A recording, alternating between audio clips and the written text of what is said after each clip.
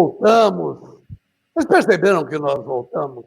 Que hoje é o dia da apresentação do programa Frente a Frente do Bernardo, que é aquilo que ele mais gosta de fazer, estar com vocês, falando, criando situações engraçadas, criando situações tristes, mas a gente está assim, que tudo é feito por vocês. Imagina um programa, um talk show, o público não participar. O apresentador ele perde a fala, ele não tem o que falar. Ele fica... Vocês não viram muitas vezes na televisão, certa apresentadora e não fala nada? Que parece que ele está com medo? Não, ele está perdido. Porque é difícil, viu? Se não tem um público que participa, que critica, que xinga a gente, que bate palma, o cara não vai longe, não. Nós procuramos, não medimos esforços para trazer o melhor para vocês. E é isso aí. Agora nós vamos apresentar. Hoje eu trago uma entrevista muito importante. Eu acho que esse Novembro Azul é uma coisa para ir pensar. Ela atinge mais o homem, porque ela diz sobre o homem, mas a mulher tem que assistir, porque é uma perguntinha. Quem empurra o homem? Quem faz o homem andar para frente? Não é o homem, é a mulher. O cara que não tem uma mulher para ajudar ele a empurrar, não vai a lugar nenhum, não. Por isso que eu digo é programa para os dois. Vai ser um programa lindo. Nós trouxemos um super médico, especialista em próstata. O cara é fera, ele já vou apresentar, conhece tudo. E eu vou procurar perguntar o máximo que eu posso para vocês ficarem sabendo, e não só vocês, eu também, porque eu estou tão curioso quanto vocês. Então, gente, hoje eu trago o Dr. Bruno Ribeiro Batista, médico oncologista, um médico excepcional. Eu não gosto, vocês sabem, de apresentar e currículo. Eu gosto que a pessoa se apresente, porque é um outro nível a pessoa falar. Então, nesse momento, eu chamo o Dr. Bruno, eu quero que ele se apresente. Eu só digo um médico que tem um currículo danado e que vai nos ajudar muito. Dr. Bruno, é um prazer receber o senhor em estúdio. É muito legal, é muito gostoso, porque com a sua capacidade, seu conhecimento, eu acho que o senhor vai ajudar muito. Não só esse apresentador, as pessoas do trabalho de estúdio, que está todo mundo olhando, mas o público em geral. Seja muito bem-vindo, doutor Bruno. Doutor Bruno, eu queria que o senhor falasse um pouco sobre quem é o senhor, quais os cursos, onde o senhor se formou, falar um pouco do seu currículo. Claro, Bernardo. Primeiro de tudo, muito boa tarde para você, obrigado pela oportunidade da BCC TV, e boa tarde também para todos os telespectadores que estão nos acompanhando.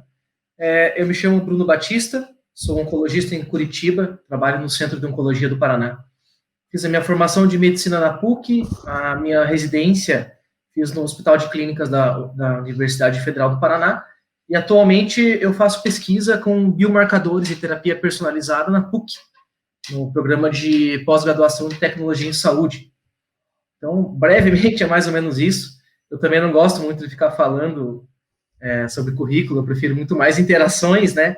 Eu valorizo bastante o tempo que eu vou ter para poder tirar suas dúvidas, Bernardo. Olha, e dúvidas tem bastante. Nós estamos no mês, que é o mês da próstata, é o Novembro Azul. Eu sou uma pessoa normal. Aparentemente, eu não tenho nada. O que eu faço? Eu tenho dúvida, será que eu tenho problema de próstata? Será que eu tenho nódulo? Será isso, será aquilo, tal? Mas, aparentemente, eu não tenho problema de fazer xixi, eu não tenho problema de nada. O que eu faço? Perfeito, Bernardo. É importante que as pessoas sintam que necessitam de um atendimento e acompanhamento médico.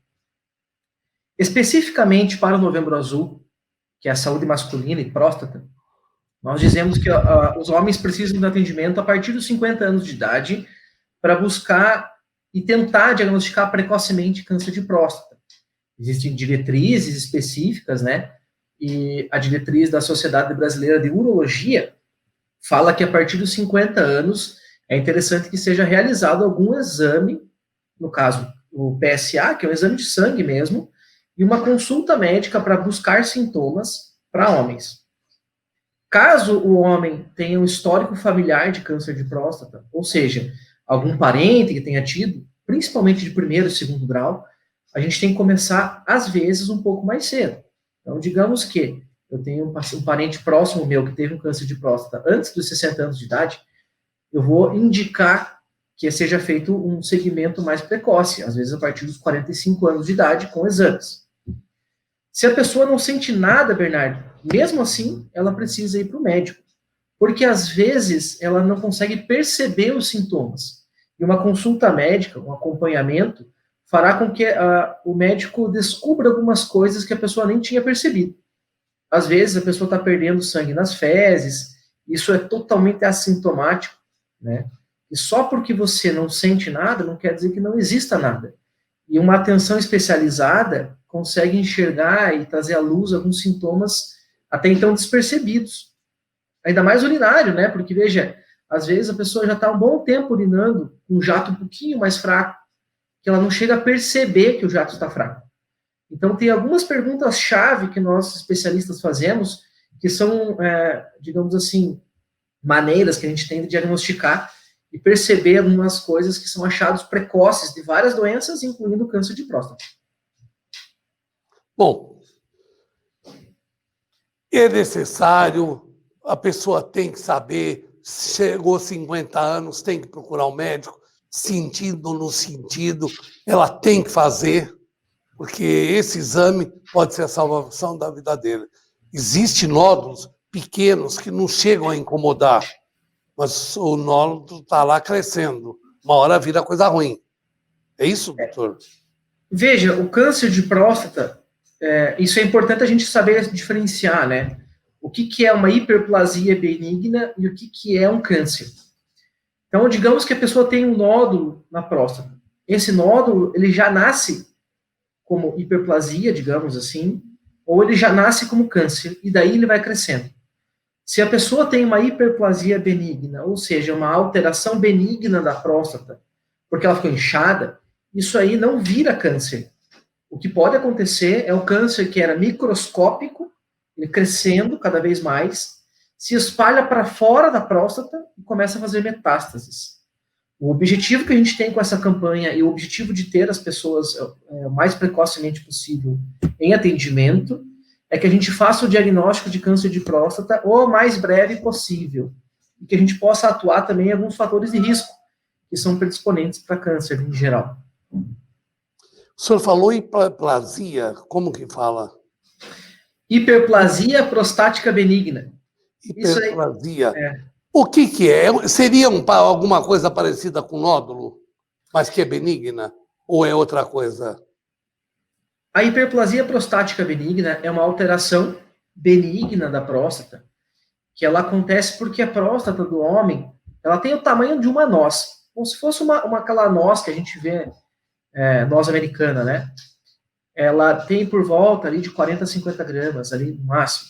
No entanto, a próstata, como ela é uma glândula masculina e ela utiliza testosterona para crescer, né, para se multiplicar as células dela, a longa exposição durante a vida do homem à testosterona faz com que a próstata continue crescendo.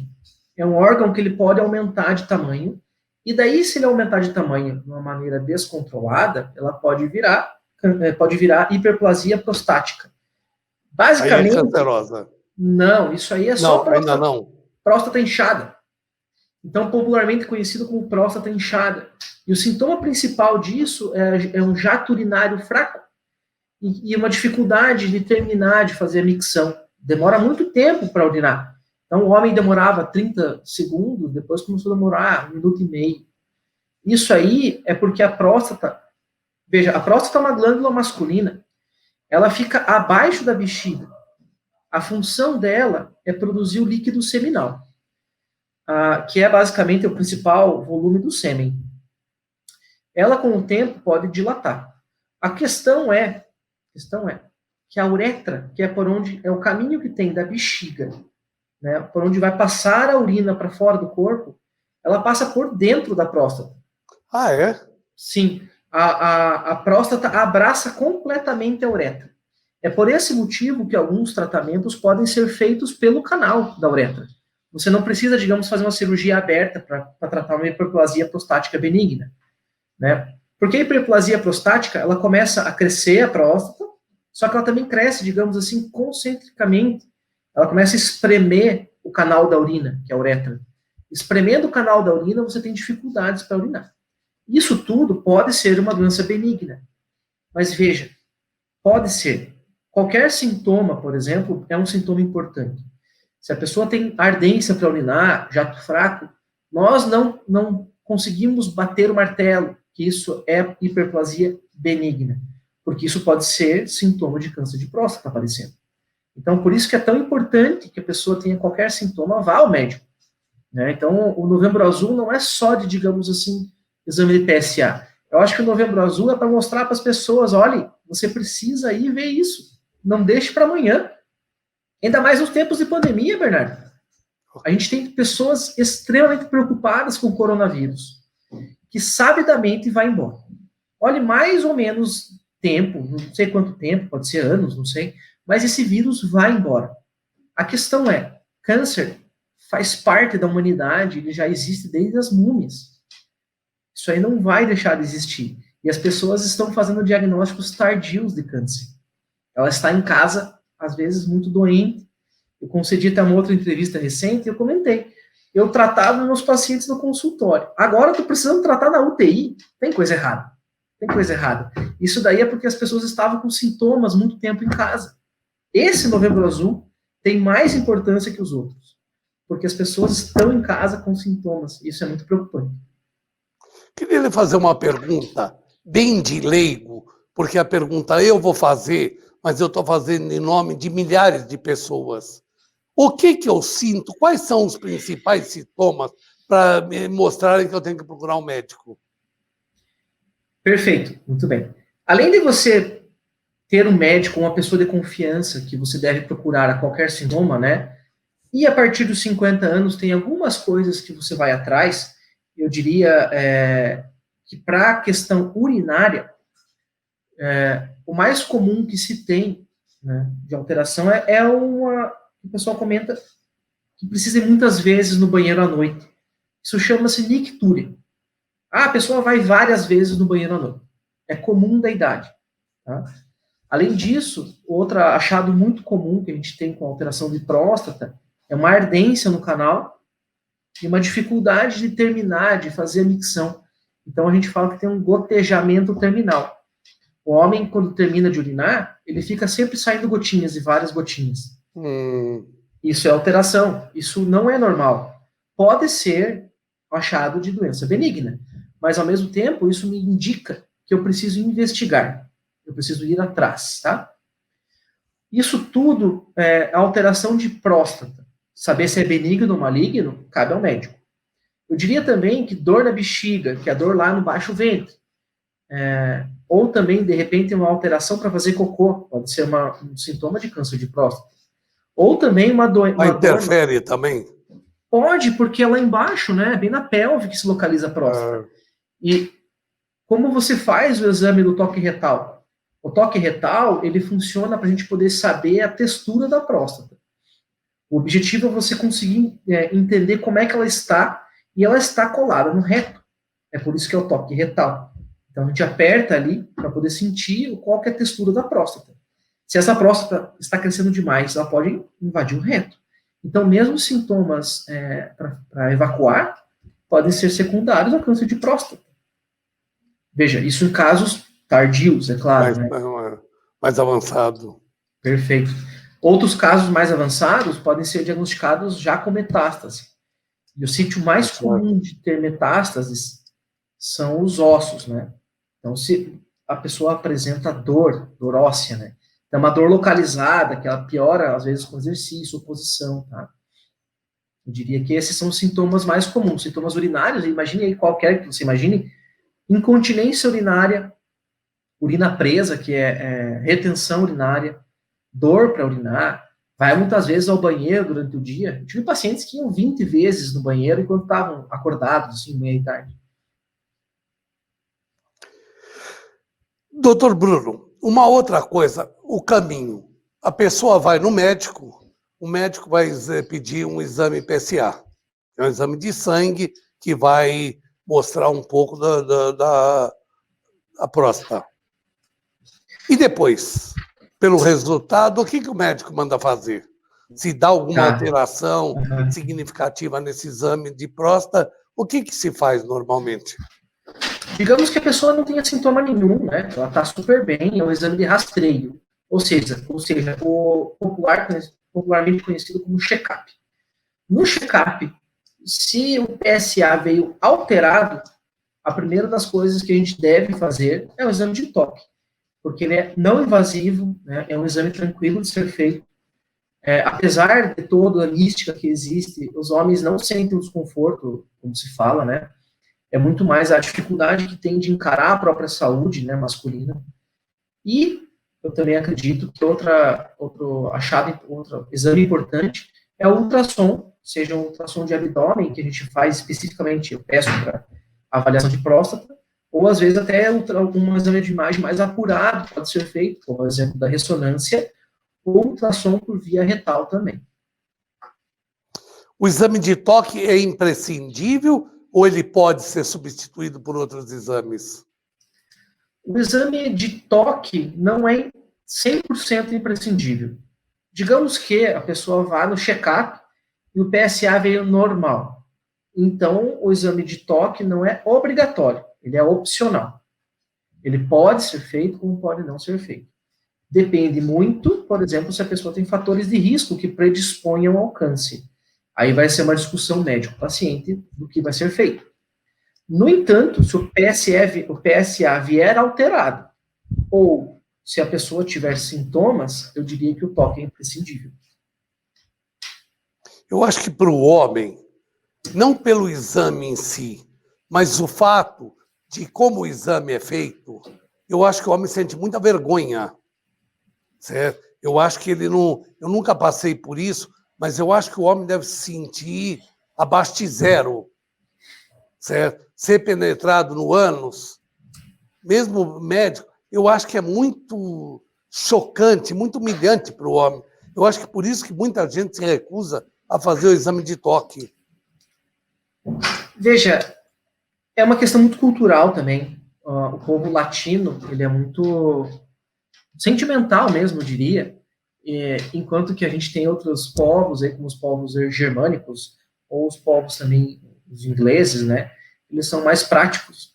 Eu acho que antes de ficar pensando no que pode acontecer, no que está acontecendo, o homem deveria se preocupar com o que vai acontecer, o que poderia acontecer se ele não fizer o exame, né?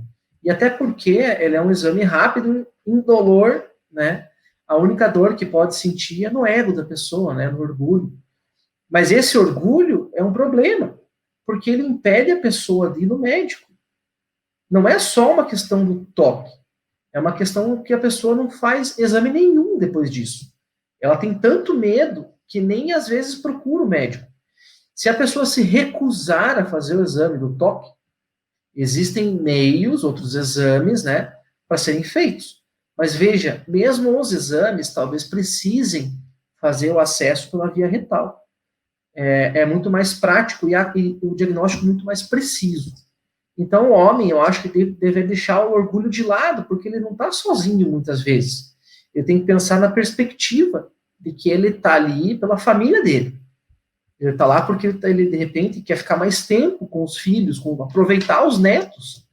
Será que ele não tem que trocar um pouquinho as ideias e deixar um pouco de lado o orgulho? O orgulho de lado.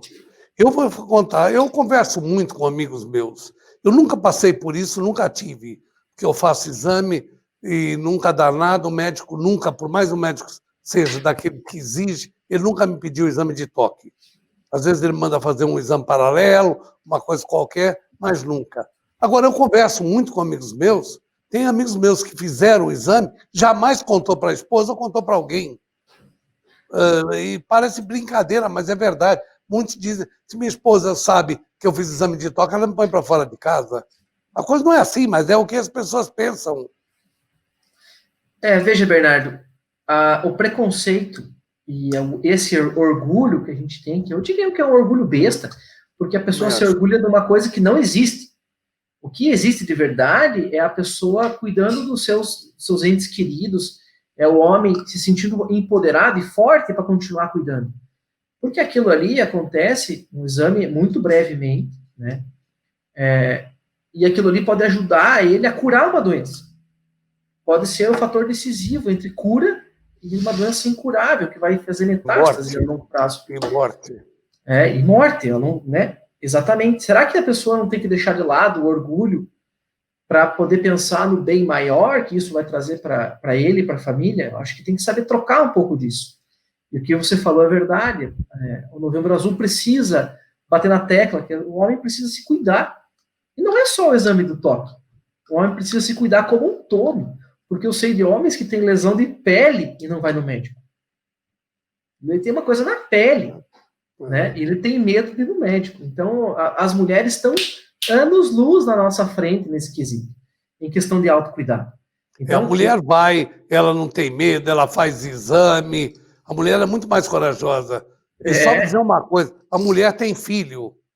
Se o homem tivesse que ter filho, eu não sei o que aconteceria. Porque o medo que ele tem de tudo... A mulher tem um pouco mais, pelo menos eu tenho a impressão, de tomar injeção do que do homem. O homem tem menos.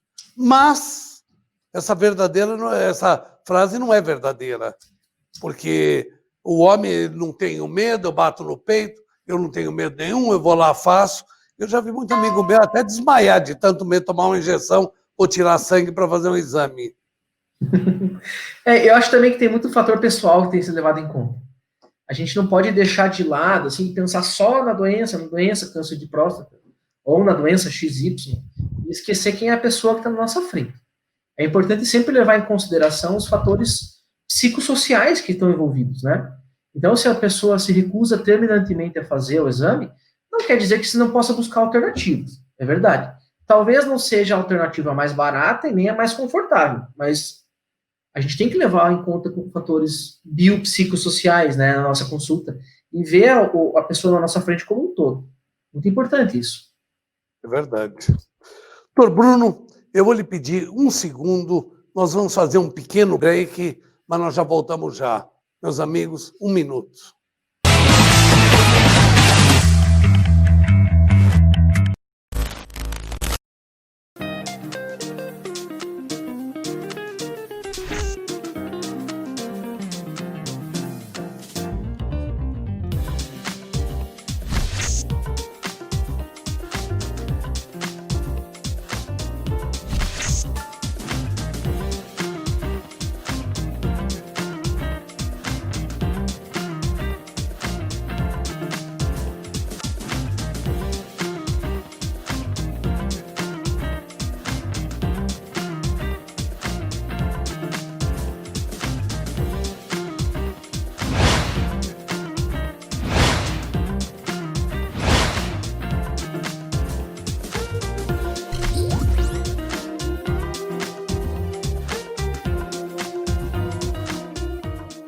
Olá! Hoje eu quero falar com você sobre saúde. Vamos emagrecer? Quer melhorar a sua disposição, o seu humor? Fazer uma limpeza no seu organismo? Eu tenho uma dica pra você. Berin Life. Berin Life diminui a gordura do fígado e o colesterol. Berin Life é feito de berinjela, é natural, é pura saúde. Berin Life já vem pronto para o uso e não tem contraindicações. Berin Life é qualidade de vida pra você e toda a sua família. Berin Life, o suco da vida.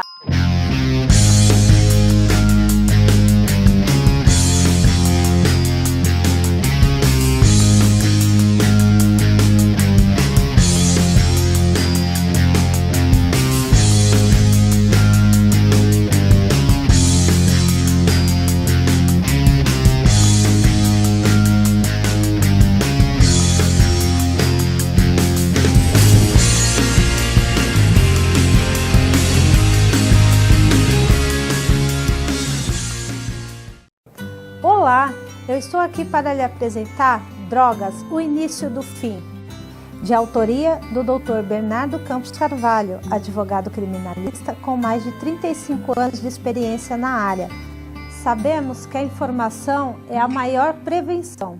Esta obra é uma ferramenta muito importante no combate às drogas, rica em conhecimento, informação e com depoimentos de ex-usuários que já sentiram na pele o sofrimento do vício. O livro tem por objetivo mostrar que há sempre uma saída. Basta querer e jamais perder a esperança. Adquira já Drogas, o início do fim, e invista em sua vida e na vida de alguém que você ama e que precisa de ajuda. Você só tem a ganhar. Vamos combater este mal. Juntos podemos salvar vidas, salvar famílias. Pense nisso.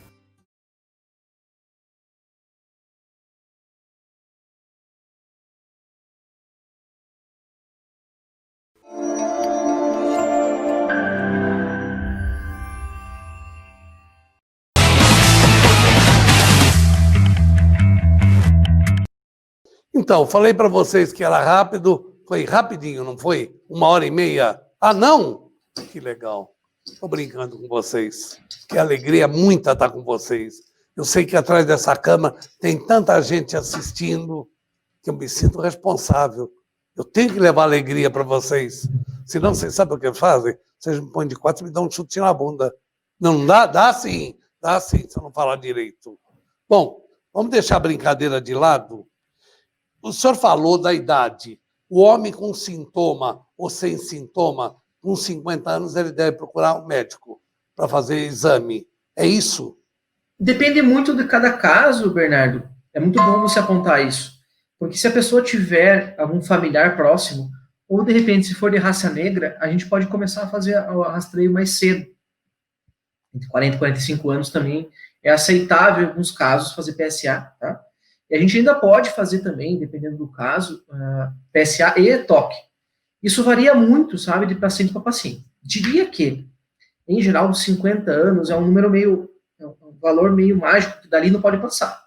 Porque, veja, não é só câncer de próstata aos 50 anos, mas também nós vamos começar a fazer rastreio de câncer de intestino. E 50 anos também vale esse câncer de intestino para mulheres. Além disso, se a pessoa foi tabagista, ou seja, fumou, durante mais de 35 anos, nós também vamos fazer tomografia. Existem vários exames que nós fazemos hoje que a gente objetiva pegar câncer, tumores, né, cânceres, no começo, em estádios bem precoces, né? Assim como tem, por exemplo, aos 50 anos para a mulher, a mamografia, que é preconizada pelo Ministério da Saúde. Então, eu diria que dos 50 não pode passar, mas se por um acaso a pessoa tiver... A marca fatal. Dali não passa.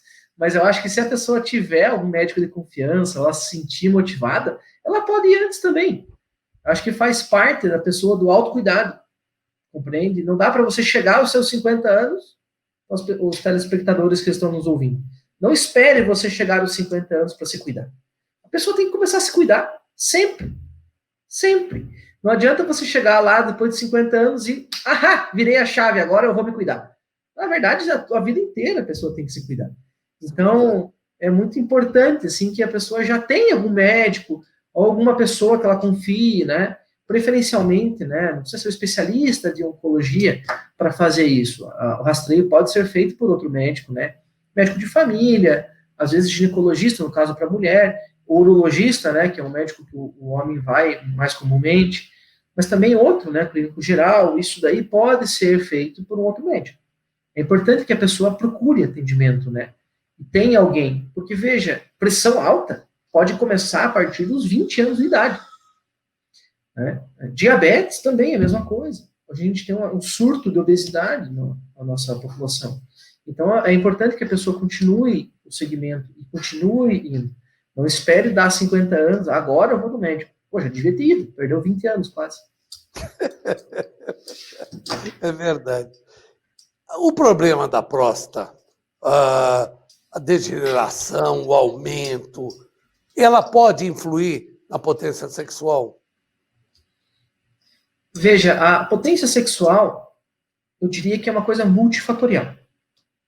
Depende de alterações anatômicas locais, tá?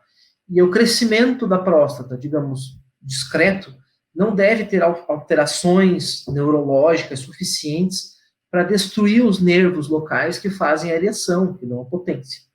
Eu diria que a diminuição natural da testosterona que vai acontecendo no homem conhecida como andropausa.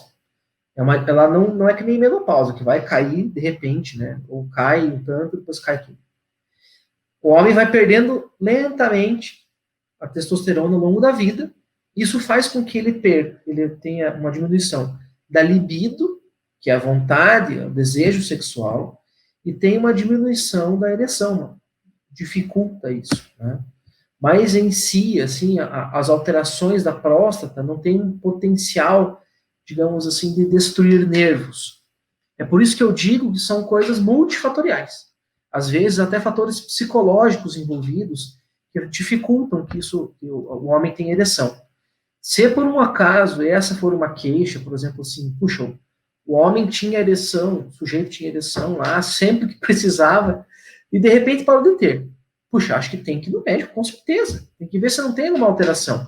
Porque o câncer de próstata, ele pode interferir quando ele começa a se espalhar para fora da próstata, tem todo o plexo nervoso que pode estar cometido. Isso sim, também é um sintoma. Mas, por exemplo, e o estado psíquico da pessoa? O medo, ele contribui muito fortemente na impotência masculina? Veja, como eu comentei, a impotência masculina tem um cunho multifatorial. E conta, veja, desde questões psicológicas, né, do passado da pessoa, do presente, e de como a pessoa se imagina no futuro. Tudo que é relacionado à sexualidade tem um cunho psicológico muito forte, muito forte. O primeiro psicólogo que a gente começou a ver, pai da psicologia moderna, que é Freud, ele notou isso, percebeu que eram questões sexuais que faziam com que as pessoas ficassem com problemas no cotidiano, né? Então veja como a sexualidade e a psicologia andam muito perto uma da outra. Eu diria também que fatores orgânicos da pessoa. Então, às vezes, a pessoa tem pressão alta, diabetes, já infartou, é difícil manter uma ereção porque o corpo não está nos seus melhores dias também. Diabetes, por exemplo, é uma causa de impotência muito comum, porque a diabetes ela estraga os pequenos vasos que tem no pênis, fazendo com que eles fiquem, digamos assim, como se fossem entupidos, né? A gente chama de aterosclerose. Isso daí altera a circulação, diminuindo a quantidade de sangue que chega no pênis para que tenha uma ereção, né? Você também tem fatores do dia a dia, do estilo de vida. Às vezes a pessoa fuma, o cigarro sabidamente faz problemas também com impotência. Às vezes o sujeito está obeso, também é o mesmo problema. Vai ter uma alteração vascular, ou não faz exercício físico. Então isso também diminui a potência. Ou, de repente, como eu falei, pode ter uma alteração de doença lá na próstata, como câncer de próstata, ou uma hiperplasia prostática muito grave. Isso, em alguns casos, pode também estar associado à impotência. Então, a sexualidade é um mundo à parte, né, eu diria. E é importante que você tenha me perguntado isso, Bernardo, porque se tem uma coisa que é mais tabu do que toque retal, é sexualidade para o homem, né? Total. Uma outra pergunta que eu tenho curiosidade, nós falamos da perda da potência sexual e da fertilidade. A fertilidade está envolvida também com alguns fatores hormonais, tá? Eu diria que outra, além do que eu comentei da andropausa, né? Quando o homem está usando alguns tratamentos para câncer de próstata, principalmente no período de tratamento nosso, próximo à radioterapia, ou próximo, se a doença, digamos, voltou, a gente vai usar alguns tratamentos que podem dar tanto impotência quanto infertilidade. Mas a infertilidade, ela é, em alguns casos, transitória, apenas enquanto eu estou fazendo o tratamento. E também tem outras questões envolvidas, assim, mas, em geral, a fertilidade não é tão comprometida. O que é mais comprometida é a potência sexual. Existe, pelo menos que se ouve falar, existe a semipotência. O homem não fica com um membro duro, mas ele fica que até consegue usar, tá? Mas não uma ereção necessária. Mas ele vai fertilizar. Ele fertiliza ou ele só solta o líquido, a esperma? Claro, em alguns casos, isso precisa ser avaliado por um urologista, né, que é um médico especializado, um cirurgião especializado nisso. O que pode estar acontecendo é ejaculação retrógrada. em vez do sêmen entrar, digamos, sair, né, ele entra na bexiga. Então, se por um acaso o sistema, digamos, que faz a ejaculação estiver íntegro, funcionando, não tem problema nenhum, pode engravidar, né? Isso é importante de dizer, às vezes é necessário fazer um espermograma para avaliar a quantidade de esperma e a qualidade que tem. Mas a maior parte das vezes não tem uma coisa a ver com a outra, né? Não tem nada a ver. Não. Na maior parte das vezes não se observa. Não estou dizendo que isso seja a regra. Entende? Por exemplo, não existe um exame, eu não sei se de sangue, de urina, que consegue saber se você tem esperma saudável ou não? Existe o exame é o espermograma. Basicamente, é coletado o sêmen e o sêmen é analisado no laboratório. Mas seria com uso, por exemplo, uma masturbação para sair o sêmen? Sim. Ou não? Precisa ser feita masturbação. Tá. Uma outra pergunta que eu tenho muita curiosidade, saber a diferença entre a hiperplasia prostática e o câncer de próstata. O que é isso? Então, como eu dei uma introduzida um pouco mais cedo, a hiperplasia prostática, ela é benigna. Então, é uma alteração que pode acontecer por questões hormonais e pela idade, principalmente, né? Que a próstata fica inchada. O câncer de próstata é uma doença maligna, porque ela tem capacidade de se espalhar. Então, a doença não tem obrigatoriamente que ficar dentro da próstata. A hiperplasia, não. Ela é sempre benigna, ela não se espalha à distância. Já o câncer de próstata, ele é capaz de mandar metástases. Metástases são sementes de doença. São pequenas células que saem da próstata, do câncer de próstata, pode parar no osso, pode parar no pulmão, no fígado, em linfonodos, que são ínguas que ficam na pelve. E isso tudo, né, é o que caracteriza como sendo maligno. Então, basicamente, são duas doenças diferentes, que são as duas principais doenças que causam sintomas urinários. E depois tem mais uma pergunta que eu acho muito importante para as pessoas que assistem, porque eu acho que, como homem, eu tenho a mesma dúvida dos outros, certo? Quais outras doenças que o homem tem que ter cuidado, ficar atento, certo? Como ele tem que ficar com a doença prostática? Quais outras doenças que o homem tem que cuidar, ir no médico, fazer exame, para que não tenha esse problema? Claro, Bernardo. Veja, como eu comentei, o Novembro Azul tem que deixar um pouco essa coisa de estigma de apenas câncer de próstata, e ele tem que ser expandido para a saúde masculina. É muito importante que as pessoas entendam saúde total. A pessoa é um ser inteiro, ele é completo. E daí, veja, eu estou falando só de câncer, né, hoje, só de câncer. Mas é claro que tem outras coisas, como infarto, como depressão, como problemas de pulmão, sabe? Tem uma miríade de coisas que a pessoa precisa se cuidar. Mas especificamente para câncer, nós temos, por exemplo, câncer de rim, 2 vezes mais frequente no homem, 2 vezes mais frequente. A gente tem câncer de cabeça e pescoço. Homens mais comumente são fumantes e ingerem bebida alcoólica, então eles fazem câncer de boca, fazem câncer da laringe, da faringe, também do esôfago. É mais comum nessa população. Também, se o homem é tabagista, mais comum câncer de pulmão. E também não pode se descuidar de outros, por exemplo, o câncer de intestino, e nós fazemos o rastreio a partir dos 50 anos de idade. Eu diria que que precisa ficar atento com a saúde global, e os tumores, os cânceres, eles têm alguns que são mais comuns nos homens. Então é importante que fique pontuado isso também. Que entrevista maravilhosa.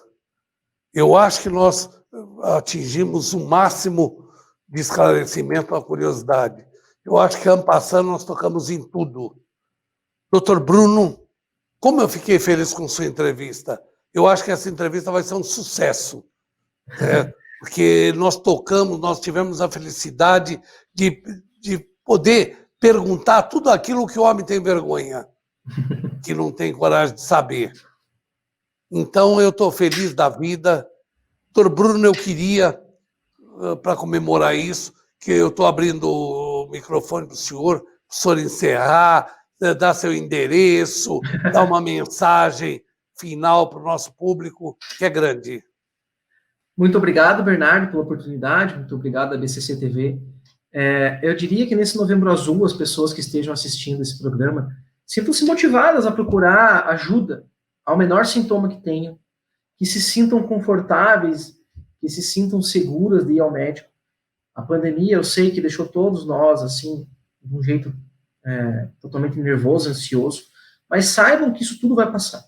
Tudo isso vai passar, seja com vacina, seja com momentos, assim, que nós vamos viver de imunidade, todos vamos ter, mas não deixe a sua própria saúde de lado, porque tem doenças que sabidamente são mais graves, como é o caso do câncer. Então, muito obrigado, então, né? Caso desejem, eu tenho minhas redes sociais que vão ser divulgadas aqui na BCC TV. Podem entrar em contato comigo, me sigam, tem atualizações, no mínimo, semanais, 2 ou 3 vezes por semana eu sempre faço e posto alguma coisa, e também sugiram novos temas. Caso seja do interesse da BCC TV, nós podemos fazer mais uma ou outra entrevista. Ok? Muito obrigado pela oportunidade. É muito grande. Dr. Bruno Ribeiro Batista, médico, supermédico, hipermédico, porque ele conhece, ele é um profissional qualificado por demais. Pena que ele é de Curitiba, não é daqui de São Paulo, porque daí ia chover gente no consultório dele. Porque é importante. Sabe, gente, estava na hora de a gente deixar de ver alguma coisa. Isso não é nada.